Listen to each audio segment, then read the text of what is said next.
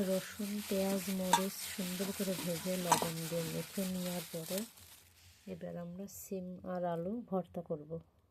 এবার সিমটাকে সরিষার তেল আর লবণ দিয়ে সুন্দরভাবে মেখে নিচ্ছি। যেহেতু আমার হাত জ্বলে সেই জন্য আমি হাতে পেপার বেঁধে নিয়েছি। এই যে সিমটার ভিতরে এবার পেঁয়াজ, শুকনো মরিচ ভাজা যেটা ডলে রেখেছিলাম সেটা দিয়ে মেখে নিলেই আমাদের সিম ভর্তা রেডি।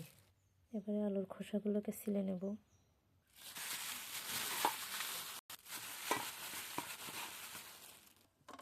এই যে রেডি সিম আর আলু ভর্তা ভাত দিয়ে খাওয়ার জন্য।